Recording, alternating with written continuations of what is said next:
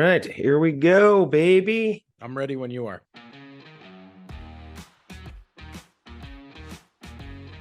Hi, and welcome to Filmmakers Compass Podcast. I'm D-Man, joined by CP. How are you doing today? I am very, very tired, dude.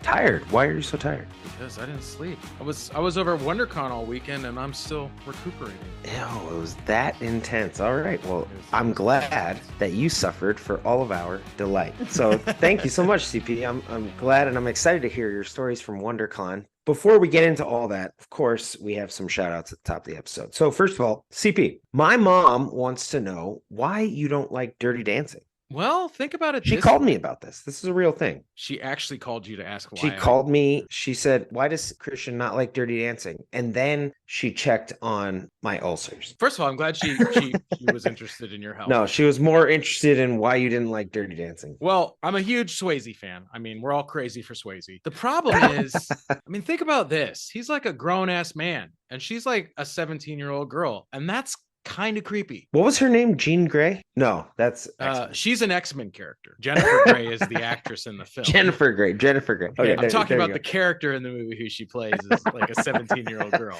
I don't support that kind of underage relationship. So you went there. Boom. That is a classic. Calling out like a classic of cinema. No, CP, that is a classic. Come on, Dirty Dancing. That is, everybody loves it. It's kind of a movie. How can you hate it? Everybody except for me, apparently. Who hates The Wizard of Oz? Who hates Mary Poppins? No one. You may not love it, but who hates it? You're that guy. You're the hater. I'm that guy. Right. So please apologize to your mom for me. And thank you, Mom, for the shout out.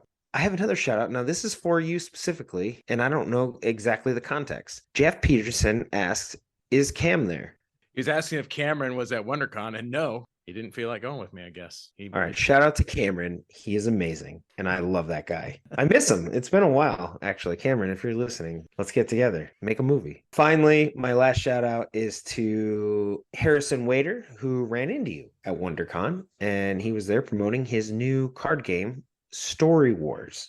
Can you tell us a little bit about that? For everyone on the show, if you'll remember, Harrison was on like episode 4 or 5 of the podcast, really early. Time to rewind. He's our friend who's a writer, producer. In fact, we had a great argument where he thought that Lawrence of Arabia was a great movie, and I, of course, convinced him that he was wrong. What movie?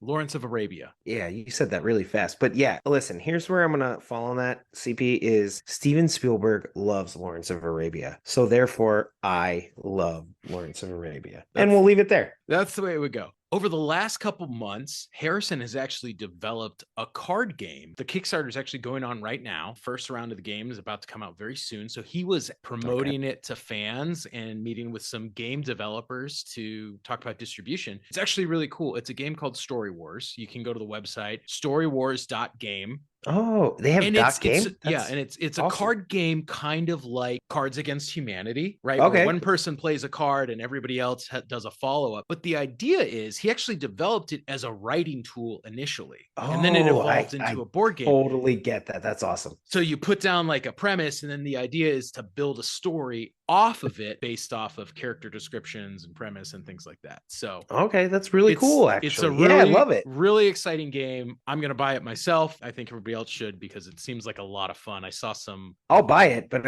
I also want to play it with you. Yeah, right. It sounds like a fun, as writers, like I'm like, this would be a fun exercise to get creative space and start developing some concepts and things. I think a couple beers, you're talking about movies. How could you not have a good time? Right. So I think it's very cool. So it was a lot of fun running into him at WonderCon. So that was very cool. I'm going to throw it over to you, CP. You got any shout outs on this episode? Of course I do. So the first person I have to shout out is Ivor. What up, Ivor? He mentioned his love of singles in regards to last week's episode where I was talking about soundtracks. He said that was actually the first soundtrack he ever bought. So right on the money there. He then went on to mention some of the other ones that he really liked. Reservoir Dogs, Forrest Gump, The First Charlie's Angels, Dazed and Confused, and Outside Providence. I never saw Outside Providence. Did you? It was a 90s kind of stoner comedy. Yeah, no, I did not. But Dazed and Confused and Reservoir Dogs have phenomenal soundtracks. I've never seen Reservoir Dogs, and I've heard it's massively over. No, I'm just kidding. I've seen it, and it's awesome.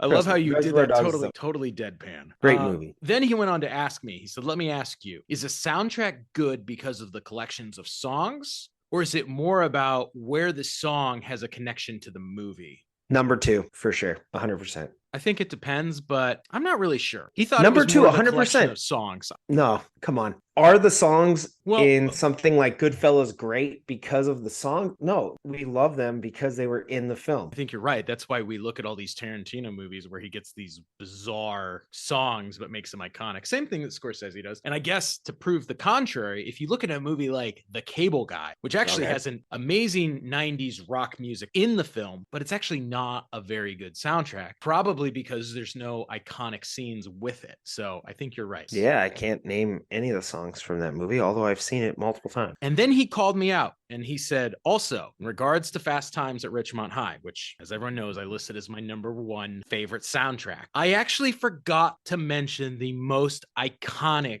song. And it's the scene. And he called me on. He said, what about the scene where Phoebe Cates climbs out of the pool and Living in Stereo by the Cars plays? And he is absolutely right. The most iconic musical movie. No, I did not. Not only in that specific That's all movie, I think about. But an iconic scene in cinema. So yeah, I mean, her doing the whole like wet hair whip. She's out of the pool. Come on, that's iconic, CP. So, Ivor, sorry I let you down, man. Thank you for correcting me on that. Next shout out to Jack. Also, wait, CP, I would like it if you would apologize to me. D-Man, because I'm sorry as well. Yeah, you let me down too, so. Well, I'm sorry. Speaking of which, do you have any suggestions on what you think are the best soundtracks? Since you weren't on the episode last week, but I know you have some opinions on that. No, I love Goodfellas is up there. Forrest Gump is a great one. I mean, those stick out to me, yeah.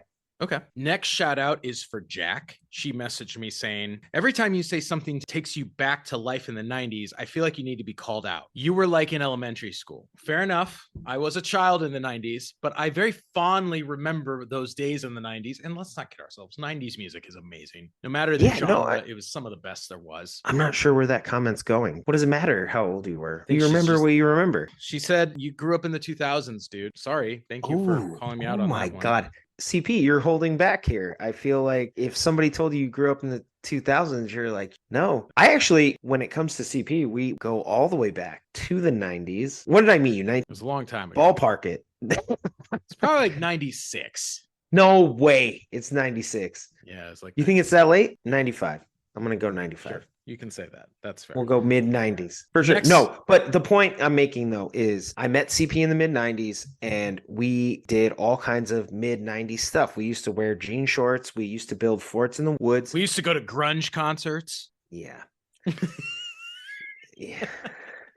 All right. Move on. You did it. Thank you, CP, for killing the segment. Got to give a shout out to our friend Carl at Prospectus, who wrote to me and said, beautiful coincidence that we both had chicken and waffles on the same day. And then he sent me a picture of his chicken and waffles. This was in response to the post that I made on the day I went to WonderCon and stopped by Roscoe's, since it's just a block away. So it was Roscoe's. Oh my God. It's so good. Where else? Dude, okay. So I have an actual story. I went to Beverly Hills. I was there for somebody's birthday, so this is not willingly. I had to go. I ordered the chicken and waffles, and they came out, and the chicken was worse than like McDonald's. Horrible. And it was expensive. It was terrible. The problem I'm bringing up is I felt really bad because I kind of made a big deal about it. I wasn't drinking or anything. I'm just there. And I'm having a good time with my friends. We're here to celebrate somebody's birthday. These chicken and waffles were trash. And I was like, how? Chicken and waffles. It's not that hard. It's not that hard. Pretty basic dish. I got to give a tip of the cap to Roscoe's because they knock it out of the park every time. Right? You can order chicken and waffles at a lot of places. And generally, let's just call it good. It's really hard. It's like ordering eggs. How do you mess that up? At this place, they messed it up, man. It was so disappointing because you think you're paying good money and you're going to get something great and you don't. You got to go to Roscoe's. Thank you for that commercial plug. Plug for Roscoe's. If you've never been, then you need to go. Next shout out is to Jazzy. I just wanted to thank her for committing some vandalism in the name of FCP. She actually tagged Listen to Filmmakers Compass podcast in Long Beach, and we do appreciate the destruction of public property. You know, no, I don't like that at all. I don't like illegal activity. Well, I want more people part of this film community, so I'm all for it. And my last shout out is to SDPV. He hit me up with a suggestion. Okay. Let's get your take and the rest of the audience's take on this one. He Let's said, do what it. about a new segment where you and I, D-Man, Okay. tell people what we're currently watching and make some recommendations to the audience? It's almost like building a watch list suggestion so that we can help people cut through the paradox of choice that they have on streamers like Netflix. There is a lot of so choice. much stuff to watch. Yeah, there is a lot of choice. Yeah, I like it. I mean, I'm not opposed to that. I would say this though, that I watch a lot of crap, and I watch a lot of, so like, if you guys want to hear me recommend Star Wars, listen to this show, because I watch it all the time. If we're just talking about things that I've never seen and we're talking about new stuff, I got about one show and one movie at a time. We could probably pull it off. I'm saying if you have your list, I have my 1 or 2 recommendations per episode. It might be a segment that's really good on a monthly basis. Then I feel like I might have some stuff to talk about. But on a weekly basis, I don't know if I'm watching enough new stuff to really warrant that amount of time. But also, it's our show, and who cares? If we do about maybe once a month, right, at like the first week of the month, we go into, hey, what did we watch last month? What do we recommend? I think we could get a real segment out of that. But if we do it weekly, like, I watched The Mandalorian and I didn't really care for it. Do you want to get into The Mandalorian, or are we just going to move on? We're just going to move on. Are you watching The Mandalorian? I started the show on Netflix, The Last Kingdom, so it's pretty good so far. So there you go. I started a show on HBO called The Last of Us, and it's pretty good. Never heard of it. Watch it. I'm joking. I finished the series. I'm ahead of you. That's my recommendation. Yeah. We're good. So WonderCon. The whole thing is, you asked me to go and I was not able to go, but you had a fantastic time. I was a little disappointed you couldn't show up, actually. I know. I'm actually disappointed in myself. I'm very bummed about that. So now, especially retroactively, after you told me some of the stuff you learned and did there, I am a little bummed that I wasn't able to make it. Tell us a little bit about your experience. What happened? What are your highlights? What is WonderCon? I mean, really, I think we all know Comic-Con, but like, what is WonderCon? So WonderCon is actually put on by San Diego Comic-Con. Okay, so they're related. What's cool about WonderCon is it's a smaller convention. So it's more like what Comic-Con used to be back in the day. So that's really nice. Are there nerds? D-Man, there are so many nerds. In fact, it's overwhelming. Walking up to WonderCon, there's just hundreds of people out front in cosplay, meeting other nerds in cosplay. And some of them don't even have tickets. They don't even go into the convention hall. They're just hanging out, socializing. Then you get in, and like Comic-Con, there's the vendors, there's the panels. One difference is it's not quite the level of the pop culture phenomenon that Comic-Con is, SDCC. And it does not have the level of big brands there. Like Comic-Con has become very corporate. This is still much more indie and amateur. And that's a fun thing to go and be a part of. What's great is if you are a creator, if you are a nerd, you can actually get really good access to people who write comic books or graphic novels or screenplays or whatever, because people are there and they're readily accessible and they're not overrun in the same way that Comic-Con is. Young D-Man, living back in the Midwest in the 90s, I would have loved to attend something like that and actually meet the creators for some of the content that I'm consuming. I can imagine, even though, sure, it may not be Star Wars, right? We're not meeting George Lucas, but to us, it kind of is, right? You're like, this is the guy that made it, or the girl. So it's a great opportunity. The difference is because it's smaller, you get more access.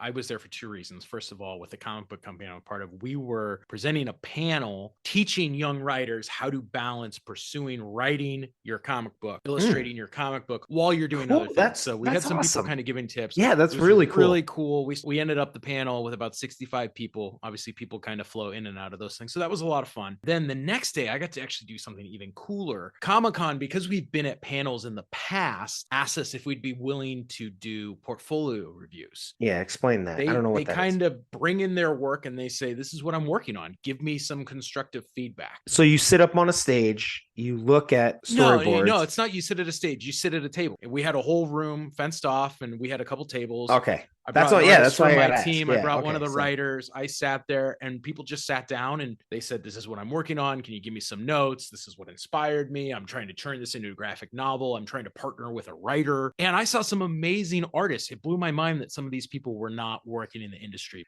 incredibly talented people out there, and it was just fun getting to connect with You don't have to name names, but did you also see some crap? I saw a 10-year-old brought me their portfolio, and I'm like, you're 10? I saw a guy who looks like the next Frank Miller, like in terms of his art style. It was amazing. And then I see a 10-year-old who's like, yeah. But with the 10-year-old, I'm like, hey, you're pursuing your passion. You have enough guts to already come in and take it to professional and get some feedback. You're winning. Like, the big thing to do is just keep drawing. Going. Keep doing what you're doing. Yeah. You will grow. You will develop a style. The other thing to the 10-year-old's credit is their art portfolio was across the board. Most artists bring you a portfolio that is one style of art. Right. Yeah. Okay. And while that's good with getting a gig, it's also important to be able to look and see, oh, you can do all these different things. This is the style of art that I'm specifically looking for the next project. And so if it's not there, I don't know that I would take a chance on you. Whereas if you can say, most of my portfolio is this type of work, this is what I really like to do, what I want to do, but I have some of these other things too. I have all the tools in the toolbox as an artist. That's a good thing. Another great thing that Wondercon did, which Comic-Con does not do, is they had a thing called Creators Connect. It was just a room where they're like, hey, if you are a creative in whatever way, come by and network. It gives you that freedom, and it's that inclusive environment to go meet total strangers and talk to them. How constrained is this? Is this like everybody just gets in a room, you go order drinks at the bar, and you just walk up to whoever? Or is this like we're doing kind of that dating thing where everybody sits at a table every 2 minutes? A little hybrid between the two. Okay. They didn't make it be just too structured. Yeah. Again, it was a room with a bunch of tables. They had people sit down. They said, show your badge so people know who you are. Tell them what you do. People sat down at the table and started talking, and they would go through and they'd say, hey, why don't you move here? Why don't you move here? For people who were either talking too much or weren't talking enough, to make sure that people got a chance to meet new people. And every couple minutes they'd say, hey, rotate tables, and people would get up and move to different ones. I thought it was just a cool opportunity because obviously there's a ton of people working on different creative projects. There's game developers, there's video game designers, there's screenwriters, artists, comic book writers. What a fun way to create an environment that fosters and invites people to meet one another. So that was really great. Did you do any sort of after party? Did you go out after? Did you enjoy the whole vibe of that area? Or were you like, I'm tired, I've been walking all day? It's like Disneyland, you're like, I just want to go home. The after party, after it wraps up, people go to the Hilton, they sit down, they meet other people in the bar, grab some food, do some networking. I went and did that. I was actually really stoked and proud of myself. I did find free parking this time, which is a difficult thing to do at conventions. Well done, CP. You are a rock star. The free parking seals the deal. And as far as, let's just talk about the event. Was there any good finger food? Was there pigs in a blanket? Talking about it at the Comic-Con. Did they have anything good, or was it just go meet people and they gave you like waters and stuff? It wasn't. I'm just wondering because sometimes you go to these events. There you go. That's what I'm getting at. That's what I'm getting. That's exactly it. Yeah. You walk outside the convention hall and there's about 16 food trucks with everything you could want, whether you knew it was at a food truck or not. And they're all really good. Oh, that's awesome. And hey, California, I mean, we're known for the food trucks. Like that's part of our gig. And I'm also retrospectively very sad that I didn't go with you because I know you offered it to me. Now that I think about it, I'm a little upset. Well, I'm bummed. I had a good weekend. I got to do something that with a friend for a birthday. It was fine. It was actually really special because of an announcement they made and all this stuff, which congratulations. Yeah. Also, that sounds amazing. So I kind of wish I was with you. A bummer. Well, next time. And not only that, we're supposed to go to Portland or Seattle for our road trip to Blockbuster. That's happening. So we're going up north. You and I are doing the road trip. We can always find another conference, or if time allows, we'll just come back around to next year. We'll do it again. So CP, one of the things I want to talk to you about, and this is something that we have talked about before, you kind of acknowledged it, and it's not unknown to our listeners, but you and I are very passionate about going to the movies. We like to be in the theater. I wanted to talk to you a little bit about your movie going experience. Now, I'm going to go ahead and clarify for our listeners. This is nothing more than a story time segment. This is what it is. We're just going to tell stories right now, right? We're not going to dive into like what's wrong with the movies or this and that. No, like CP, tell me, what's the first movie you ever saw in the theater? Like, do you remember? Do you want me to tell you what mine was? Go for it. The Little Mermaid. My mom took me to go see The Little Mermaid. I remember driving home after the movie. I was blown away. Yeah, it was amazing. And I fell in love with the movies. I think The Little Mermaid came out in 1989, but I don't think I actually saw it until 1990. So I was probably like 3. Yeah, my mom took me to the movies and it was a fantastic experience. Like, I don't know. It's one of those things that just sticks out. I remember, I think I was the same age. I was like 3, and my brother grabbed a curling iron and he burned his hand. And you just remember that because it was crazy. Going to the movies was amazing. Can't forget it. And that was my first movie, The Little Mermaid. And the irony is I'm not even into redheads. It didn't influence me that way. What movie? What movie you got? I don't know. I can't think of the first movie that I saw. I don't believe that. CP, tell us what movie you went to the first time. At least, I mean, the first time you remember. Maybe it's not the first movie. Just tell us about the movie that you remember going to the movie. I remember seeing Beauty and the Beast in the theater. That's a great one. Oh, so we both are Disney animated classics. Yeah, and so I think that's probably part of the reason why that's probably my favorite Disney animated movie. I think because it's like the first one that I saw. I mean, that's a little while. Like I said, I saw Little Mermaid. I mean, was Aladdin before Beauty and the Beast? No, it was after, huh? Yeah, I think it was Aladdin after. was the next year. Aladdin was 92. Yeah, you're right. You're right. Okay. And then I saw that, and I saw Lion King, which was 93. Lion King was amazing. CP, you're not really expanding on the movie going experience. The first time you went, did you get popcorn? Did you get it? I was a kid. I don't remember. No, I'm asking you to tell us about the time you remember. The first time Not I went the to time get you popcorn don't remember. at the movie. Yeah, hey CP, tell us about the time you don't remember. Well, I mean, apparently you have all these stories about going to the movies, so share some. Yeah. All right. So first up was Little Mermaid. Yes, I did get popcorn. My mom was always big on when we go, we're gonna do the thing. What do you want? And it was fun because when you're a kid and you get to pick, right? What do you want? So we get popcorn, I get a soda, and maybe a candy. And we go to the theater, and it was fantastic. I think, CP, you will remember this because you're a 90s kid. They didn't have stadium seating back then. You had to sit in like a flat room, and if there was somebody in front of you that had high hair or they were just tall as hell, they ruined it. When you're a kid, it doesn't take much, right? And I do remember the first time I went to the movies, there was a guy in front of me that was like, he was just tall enough that like I couldn't see the whole frame. That always stuck with me. And that's why like when stadium seating came out, I loved it. Because man, I remember being that little kid and like this guy's he's just cutting off like the bottom. But it was enough to be like, ah! Now, granted, that's my first movie going experience. Didn't ruin it for me. I loved the movies. What is your favorite experience at a theater? And you and I have been together, so I'm hoping you're going to pick one that I was there. But I've been to some great ones with you, D-Man.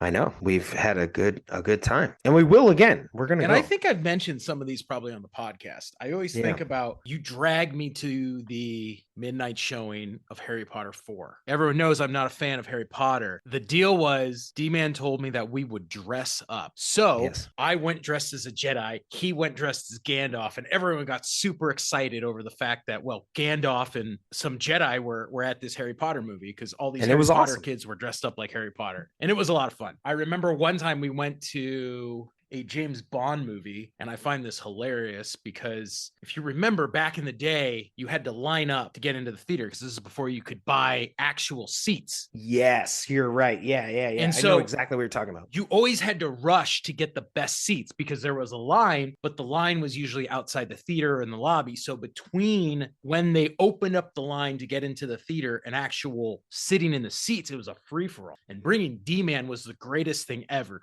because he had this unbelievable, like you should have played in the NFL, this unbelievable ability to just weave through people. Yeah. And we were in the back of the line, but somehow he got us the most prime seats in the theater, right? Center theater, like the middle 4 seats. I don't know how he pulled it off, but it's like 7, it's like 7 rows down. Mm-hmm. So you don't want to sit at the very top because you start to have sound issues because the sound won't reach you. So you want to go like 7 or 8 rows down from the top, right in the middle. It's the best seat in the house. It was insane. It was incredible. But I remember specifically with the James Bond one because we were the last people in line and we're like, there's no way we're getting a good seat. And you got D-Man in your corner. D-Man pulled it out and we got center screen. It was incredible. There's a few instances of movies that just stand out to me as the best ever. And one of them is Jurassic Park. I remember going, if you're listening, and mom, you probably are,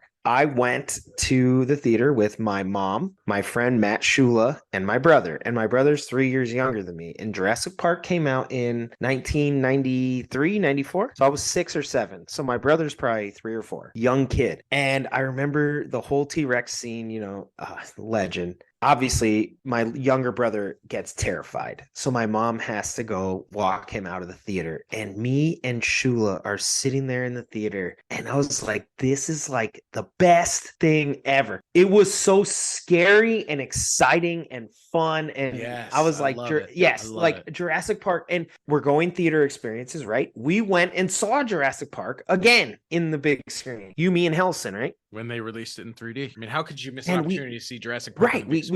you gotta go because listen, I mean, you can watch it on your living room TV, but it'll never be what it is when it's the big screen. That's a movie that is truly worthy of that scale. I had a great time. Another one that stands out to me, I want to say you were there as well. You'll have to correct me. Maybe you were not there, but I thought you were there. My mom took all of us to go see Star Wars: A New Hope special edition in 1997, and I wanted you to go. I was like, "Hey, you got to come." How amazing was it seeing special edition? It was incredible. And I think for our listeners, for anybody that's viewing this podcast, I mean, I love Star Wars. Oh, I never love knew it. that. Never knew that, Yeah. man.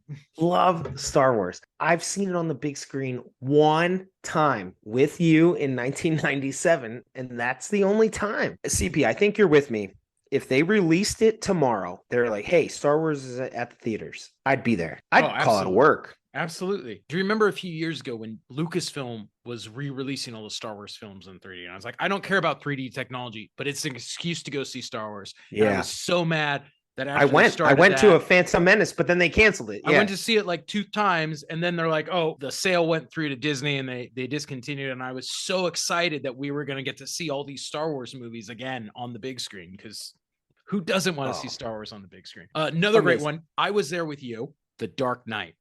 Oh, it was amazing. That was a movie that I didn't have low expectations. I think I had sizable expectations. I mean, we had seen Batman Begins. We knew what Nolan was capable of. Right? It's very occasional that it happens, but they knocked it out of the park. And you knew it. You knew it. Like, The Dark Knight is one of those movies. I always remember this. You remember the scene where Harvey Dent and Rachel are tied up and they're like next to oil drums?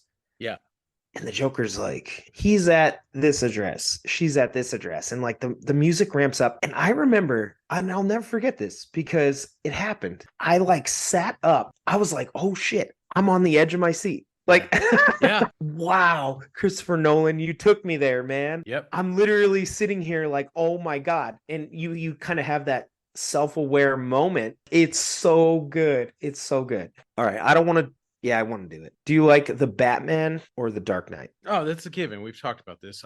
The Dark Knight is better. The Batman's good, but the Dark Knight is superior in every way. I 100% agree with you. I have a buddy, Anthony. He swears the Batman's better. And I'm like, I love portrayal of Gotham and different stuff, but like the Dark Knight is better. So let me ask you this. You talked about some of the best movies you've seen in the theaters. What's the absolute worst? Do you remember we went to go see, I think it was Spider-Man 3? Oh, yeah. Midnight Show. Yeah, we went to go see the Midnight Show. We're all excited. And let's face it, Spider-Man 1 and 2 are awesome. Now, this movie is a letdown, and that has nothing to do with my theater experience. It just wasn't great. At the theater, we have some young kids that are talking a lot and, I don't know, flirting with girls. But they're ruining the movie. Like, even a bad movie, you can ruin it. And I always remember just getting so mad that eventually, like, I kicked the back of their seat and I'm like, shut the fuck up. Mm-hmm. And they looked at me like they were shocked. They were like, whoa. And I was like, yo, you guys suck. You suck. You're ruining this movie. Just leave. If this is what you're going to do, then just go. The irony was the movie sucked anyway. So it was like, how much did they ruin it? I don't know. That was one. I remember going to the movies with Sean one time, and it was kind of the same thing. People were talking. They just had no respect for being in a theater, like a shared experience, right? I always remember this old lady stands up and yells at them, you kids suck, go home, old lady shit. Yeah. And Sean stands up next to me. This is our best friend when we were back in the Midwest. Sean stands up next to me and he starts applauding, slow clapping. And he started a real slow clap. It happened. The rest of the theater kind of was like, you're right. And then more people started clapping, and then more, and then more. And then before he knew it, the whole theater was like, get the fuck out of here. You know, that was pretty cool. Do you remember what the movie was? No, I'm trying to think now. I think it was a horror movie. I think it was like The Grudge or something stupid. It wasn't like Lord of the Rings. It was just some movie that on opening weekend was kind of like, oh, everybody wants to go. That happened. I'm trying to think if there were any other terrible. I remember, okay, I went to go see, I'm trying to think of the name of the movie now. It was this Asian parody movie. It was called like Kung Pao. Kung Pao Enter the Fist, where the guy Kung Fu fights a cow. That was a movie that I actually cashed in on the policy that they had that if you didn't like the movie, you could get your money back. The movie wasn't even over and I left. I was like, I'm out. This movie sucks. And like, I get the humor, I get it, but I was like, I'm never going to pay for that. If we put it on now streaming and it was just on, I'd be like, all right, whatever. At the time, I was like, wow, I paid for this. I'm not paying for this. I hated it. I still hate it, and I stand by it. The last movie I think I did that on was, equally bad. Did you remember the movie The Master of Disguise? Oh my God, yeah, I do. I don't even know why I went to see it. I did. And I walked out in the middle. I was like, this is like the worst. It's not even funny. Like, how are they billing this as a comedy? I walked up to the desk, to like the customer service desk, and they're like, you want a refund for Master of Disguise? I was like, wow, that should tell you something. They knew. I actually have another experience where it was the Batman just recently. I went to the theater. I was sitting at the top. Like I said, you want to sit like 8 rows down, right? Well, I'm sitting at the top. And unfortunately, that was just whoever bought the tickets bought them and they put them up the seats up there. So these are assigned seats, right? This wasn't what we were left with. The sound was horrible. Yeah. It was horrible. I mean, literally, like they're talking, and because you're getting this kind of behind you reverb, it's like you can't even hear the dialogue. Like, it was terrible. So anyway, it was the reason I bring this story up is because not that I went to the desk or whatever and said anything. It was that when I went to the desk, they actually had a video that said best sound.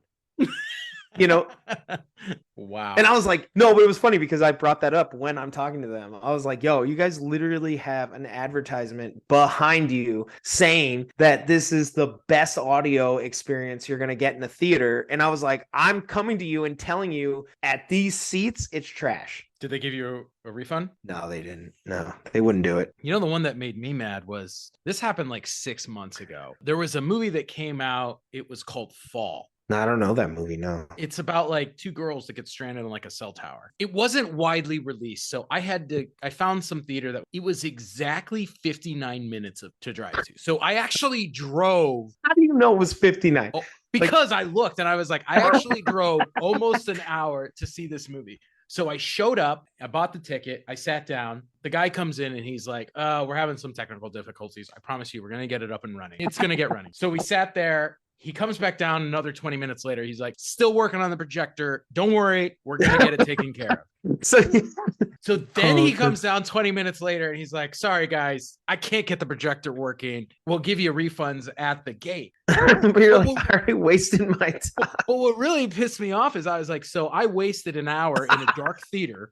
I drove almost an hour to see a movie. And then when I got there, I didn't even have a refund because technically I have the AMC pass. So they just told you have another pass. Yeah, they just kind of canceled my reservation. And I was like, seriously, AMC? I was like, that's the best you're gonna do is just be like, oh yeah, here. I was like, they didn't even give me like the complimentary ticket to get another one or whatever. But what pissed me off the most is they didn't even apologize when I went to customer service. They're just like, here's your money back, go. I was like, wow. You guys, yeah, you can't even give me the courtesy of being like, hey, we're sorry this happened. This was terrible. Like, this is our bad, right? Like, we're sorry to make no, but I'm with you. I'm with you because good customer service is like, hey, it doesn't matter if you have the pass or not. Here's a couple of free passes. Here's some concession stand passes, whatever. We want you to come back, and we feel terrible that this experience happened to you. Well, especially since they made us sit in a theater for an hour. I was like, thanks, AMC. It's not that hard. Yeah, you're like, hey, you can make it right pretty easily like, hey, give me some concession stand passes for, $40. And I can mean, and come the here. sad thing is, if they gave me the AMC ticket, like the free like re-entry ticket, I never even would have used it. Like, it would have been a handing, all it cost them was the print cost. yeah, I never would have used it, but I'm just like, it's a matter of principle. Or as Henry Hill would say, it's about respect. Oh yeah, oh my God, great movie. I guarantee you, if they had handed you a ticket, it would have just said admit one, and it would not be branded AMC because they're so cheap and shitty. I'm trying to think of movie experiences other than that. All right, well, let's go the other way then. So Okay. what are the movie experiences that blew you away? Do you have any where you were in the theater and you were like, just wow? Because I know one. I've talked about these on the podcast, I'm sure. One of them for me was seeing Dune. Oh, I went in that with was a good such low expectations, and that movie blew me away in every way. So I have a question then.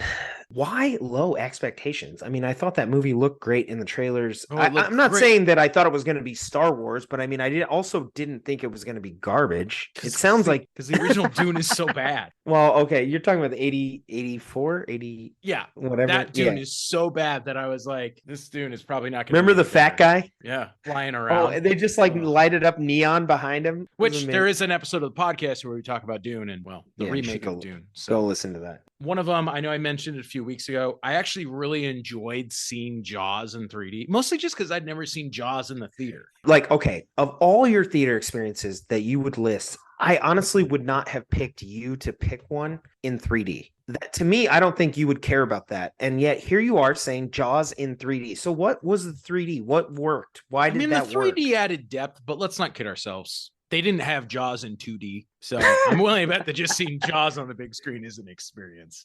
Jaws is actually amazing as a movie. It's shocking to me that our friend Sean doesn't like it. Another movie that I think was incredible blew me away going to see, Mad Max Fury Road.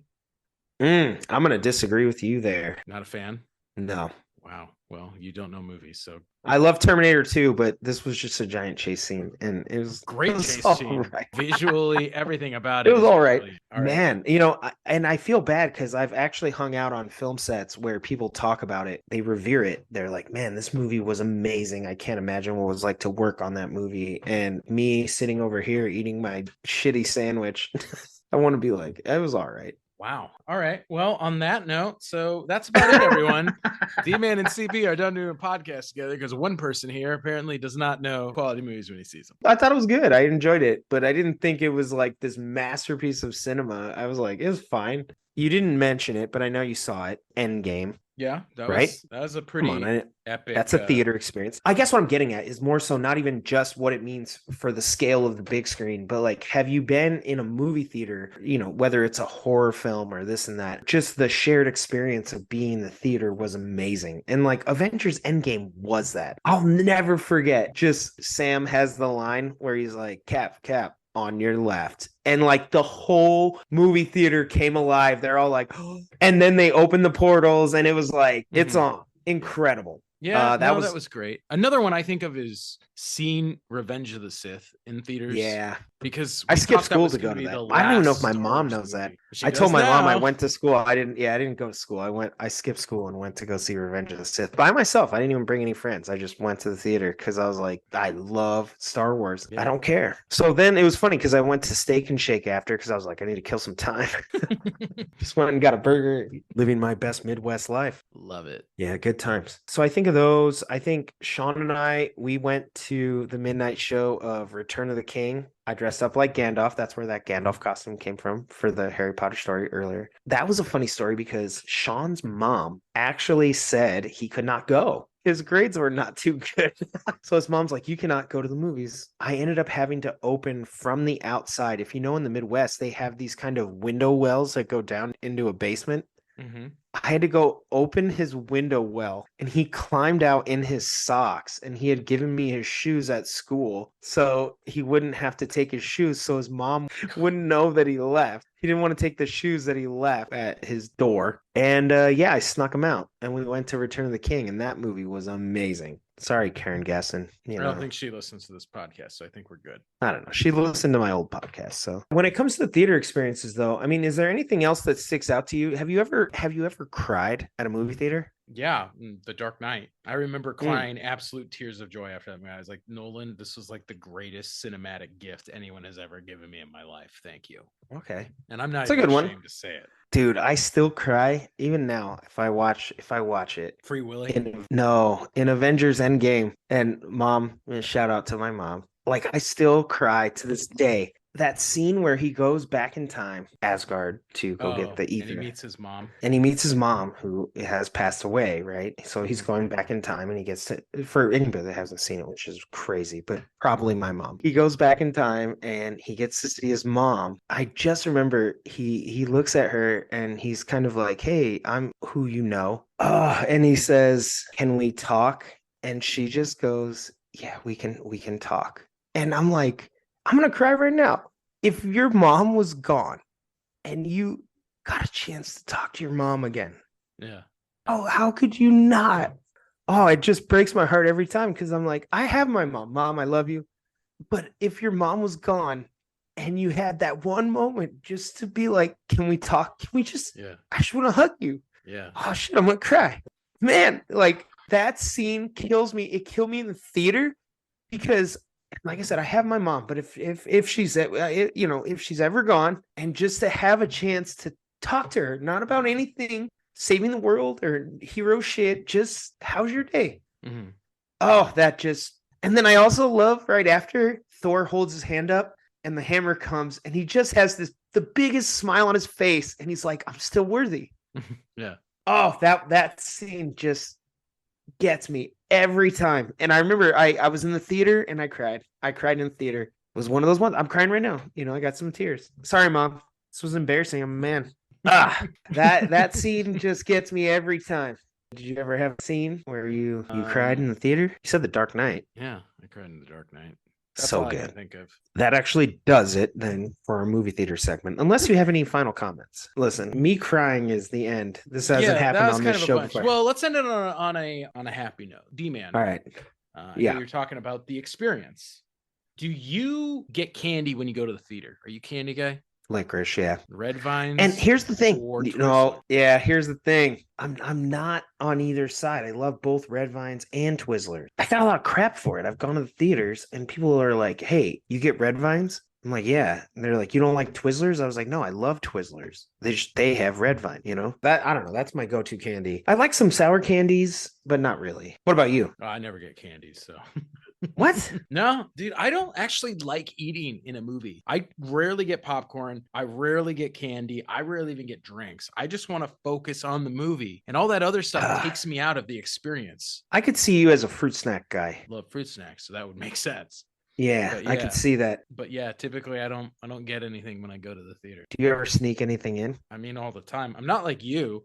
For those of you who don't know, D-Man used to routinely have people sneak him McDonald's, Burger King, Wendy's, whatever in the theaters. Usually I don't. I did actually go a couple weeks ago to the movies and I didn't eat anything beforehand. So I grabbed 2 burgers and put them in my pocket. CP, there was one time I Uber Eats Taco Bell to a movie theater and the guy came to the theater. He didn't even text me to come out. He walked into the movie theater? Yeah, because I told him in the message, it's like I was like theater 14, this movie, and he came in and he was like, hey. I was like, oh, it's me. And the theater wasn't like, excuse me, sir, you can't go in there with a bag of Taco Bell? No, they didn't care. That's crazy. I guess when he walked in, he just told them, oh, hey, I'm dropping off something. Like, I'm not here for a movie. And they said, okay. Whoever was there just didn't care, Right. And so he went to the theater. He came in and he's like, I have the Taco Bell. And I was like, oh, that's me. Was this like in the middle of a movie or was it during the previews? Now I'm trying to think, what movie was it? No, it was like during the movie, not the previews. Yeah. Trying to think what movie it was. I did that in college too. Helson was there. I went to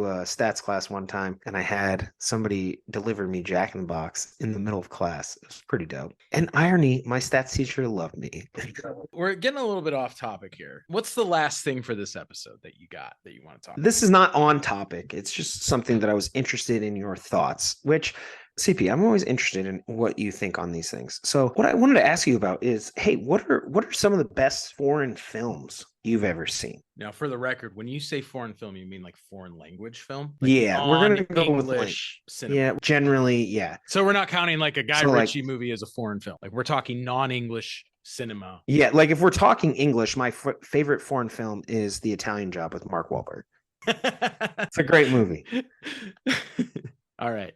I got five. Let's do the five. Let's do it. I may not have seen all of these, and it's very likely that our listeners haven't either. So if you could preface just a little bit about the movies. I'll give a little Yeah. bit. Number five is a French film. It's called Le Jeté from 1962. Have you ever seen this one? I have not. No. It's kind of the cinematic, modernistic, French New Wave era of cinema. It's a sci-fi film written and directed by Chris Marker. You have all, I'm willing to bet, seen the movie that was inspired by this film called 12 Monkeys.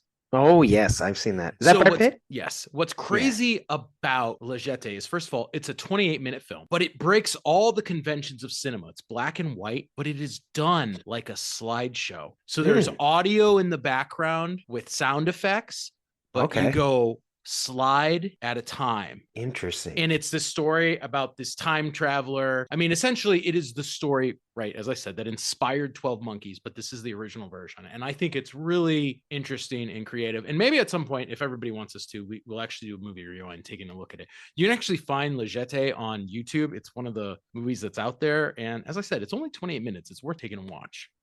Okay. Well, I'll add that to my list. Yeah. Number four, 2004's Goodbye Lenin. And this is a German film written and directed by Wolfgang Becker. This is actually a comedy, and it's kind of a clever idea. It's the story of a young man living in East Germany during the collapse of the Soviet Union and the reunification of Germany. Okay. His father died early on, so his mother, she kind of lived her life in service of the state. Like that was the only thing that mattered. She has a heart condition, so instead of telling his mom that East Germany is no more, he has to continue this lie so she doesn't know that East Germany collapsed and is now one Germany and that the West won the Cold War. It's the story about him perpetually trying to continue the narrative so he doesn't cause his mother to die of a heart attack. It's a funny movie, obviously looking at a really interesting time in world history. Okay, that's awesome. Number three, movie everybody should watch. It's The Seventh Seal from 1957. Now, this is a Swedish film. It's a medieval fantasy film written and directed by Ingmar Bergman. And it tells the story of a knight played by Max von Sydow, also famous, encounters the Angel of Death and challenges him to a game of chess to try and save his life and the life of his companions. And it's a really great movie. Obviously, it's black and white, but it's really well made. It has a lot of compelling themes. It's very interesting. Okay. That does sound, Number four for me is the film City of God, 2002. I've seen that. Brazilian film co-directed by that won Fernando an Oscar, Meirelles and Katrina Lund. Yeah, it's won a lot of awards. It's a lot of people consider it one of the greatest films ever made. Yeah, definitely the greatest Brazilian. There's no film. denying. It's an amazing film. And the cinematography is incredible. The storytelling is incredible. It's about the story. It's really the story. Yeah, the story is amazing. Growing up in the favelas of Brazil, and one of them leads down a dark path and the other one becomes a photographer. And number one for me, and I have mentioned that my love for this movie a few episodes back on the podcast, and that is Life is Beautiful, the 1997 Italian film written and directed by Roberto Benigni about the Holocaust. And it's a heavy movie that somehow he manages to bring some levity to. I actually agree. And on my list, Life is Beautiful is number one as well. I think it's a great film. I think once you feel the heart and the pulse of the film, it's almost hard not to like it. It's just really well done. And obviously, like you said, it goes through a dark period in history. So number two, CP, this is a story that we watched when we were in college. This is one of our film school movies, but that's The Bicycle Thief, which, if I'm not mistaken, also an Italian film, but you hate. I am not a fan of The Bicycle Thief. Not for me. I love the simplicity of it. It literally is like a guy gets like his bike stolen, and it's just kind of like him going through the city, going through the town, like trying to like get his bike back. I don't know why. Like the simplicity of it just works on me. where I'm like, man, there's not any more deep emotions or this and that. It's like, yo, we're just like watching this guy trying to get his bike back. And it's kind of interesting. Interesting enough. Yeah, I enjoyed that. Number 3, I'm going to go with Old Boy, the original, not the Josh Brolin version. Right. The crappy Josh Brolin version. And I did see Old Boy. I want to say it was back in like 2005, 2006, a while ago. It's a crazy story. I mean, the ending itself is shocking just for its, kind of revelatory insight. And I'm not going to get into that because I don't want to spoil it for anybody. But the movie was interesting. Just the way it was shot, the way they, at times it's just this guy in a room. They're able to constantly keep you engaged. And then it also had some really good fight scenes. You go to the other side, it's not just a guy in a room. They're doing some really crazy fight scene. And I thought it looked great. For sure. Number 4, NCP. This is another film school movie, but it was interesting. Rashomon. Now, this is a movie where in a small town, essentially, there's a murder and no one knows who really did it. And I think the reason Rashomon stands the test of time is it's one of the first movies that does not definitively answer that question. Yeah. Right? It leaves it open to interpretation. Who really did it? We don't know. You might know who you think did it, but you don't know. So I think that it's kind of contribution to the genre and it does it really well. I think there were a few scenes that maybe frustrated me just as a viewer, kind of uncomfortable, but generally I think what it does works really well. And finally, classic. Seven Samurai. Yeah. So I don't know how much I got to say about Seven Samurai. I enjoy that movie. I thought it was great. It's classic for a reason. So if you haven't seen Seven Samurai, I would just say go check it out. I don't really want to get into all of it. That's it. That's it. Kind of surprised that no one listed Parasite on their list. Well, I haven't seen Parasite, and I think I said that a few episodes ago. If I've seen it, it might be number 1. Also surprised neither of us listed Lola Ren, the Tom Tickler film, because that's a good. I've seen that movie actually. Yeah, it's actually really great. It's worth a mention right there. Good job. But now I got to watch Parasite, see where it ranks on this list. But to all of our listeners, thank you so much for tuning in. We're so happy that you checked out our show and hopefully enjoyed the episode. So you can follow along at filmmakerscompass.com. You can follow me at Big Kid D-Man. You can follow CP at IndyCal5. Thanks for checking out this week's episode of Filmmakers Compass Podcast. We're going to see you back here next week. And until then, keep watching movies.